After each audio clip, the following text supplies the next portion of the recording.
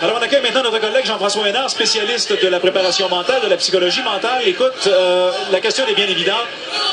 La perte de Carey Price, qu'est-ce que ça peut avoir comme répercussion, comme conséquence sur tout le reste de l'équipe chez le Canadien de Montréal? Ben, regarde, on ne se cacherait pas que Carey Price, c'est le leader, c'est le meilleur joueur de l'équipe. Donc, c'est sûr qu'en fait de préparation pour le Canadien de Montréal, pour moi, il va y avoir un petit manque de confiance. Là, tu prépares pour le match, puis que tu sais que c'est ton gardien auxiliaire, c'est sûr que ça a un effet. Puis je dirais même aussi qu'il ne faut pas négliger l'effet psychologique que ça peut avoir chez les Rangers, qui peut être un peu dangereux, parce que là, tu te prépares, puis tu sais que tu n'as pas besoin d'affronter le mur de briques là, qui est de l'autre côté. Ah ouais. Donc, mais tu sais, quand même, si le gardien auxiliaire peut sortir avec une performance convaincante, puis des gros erreurs en début de match, avec la foule qui est là, on sait jamais, ça peut servir comme motivation pour l'équipe. Fait qu'on va bien voir ce soir. Bon, écoute, qu'est-ce qui est pire? Parce que après le match de samedi, on se disait, 7-2, une mauvaise dans le système. Peut-être qu'à 7-2, c'est mieux de se faire remettre les deux pieds sur terre. Est-ce que c'est pire de perdre 7-2 comme ça ou 3-2 en prolongation? Ben, regarde, les gars, les deux font mal, on se le cacherait pas.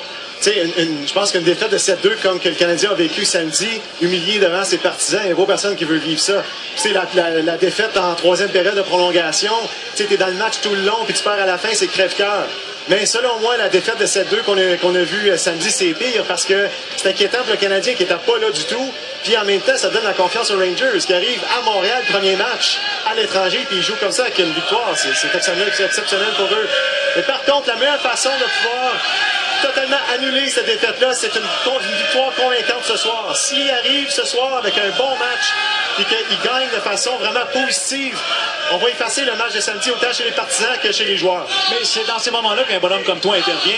Si, par exemple, après le match, tu as rencontré les joueurs du Canadien, tu leur dis quoi pour les aider à se remettre d'une raclée comme ça? Là? Tout à fait, tout à fait. Ce qui est dangereux, les gars, selon mon expérience avec une situation comme ça, c'est qu'on tombe immédiatement dans une séquence négative de pensée, puis on commence à se douter. Tu sais, on est en colère un peu de ce qui est arrivé, puis là, il faut faire attention à l'émotion. Le Canadien se doit de relativiser ce qui est arrivé. C'est un match.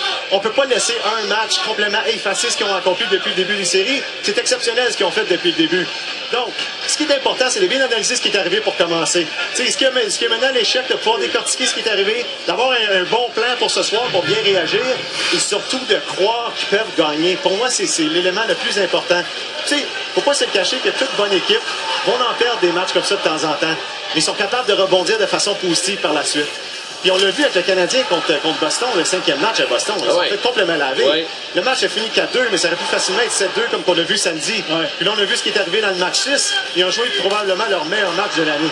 Donc ce soir, ça va être intéressant de voir si ça va être capable de répéter cet exploit-là. Bon, et là, la beauté de la chose, c'est que le Canadien retrouve ses partisans ce soir, le confort du Centre Bell. Est-ce que c'est un cliché ou vraiment ce soir, la foule peut jouer un rôle dans ce deuxième match-là? C'est certain que les Canadiens, s'ils avaient à choisir de jouer le match après une défaite comme ça à Montréal ou à New York, on veut jouer à la maison.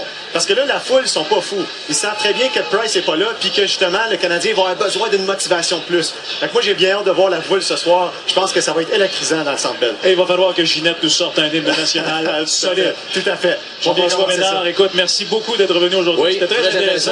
Et puis, on va espérer que le Canadien de Montréal va être capable d'y aller d'une belle pensée positive. On a hâte de voir la réaction des joueurs ce soir. 20h. Merci Jean-François. Merci. À la prochaine.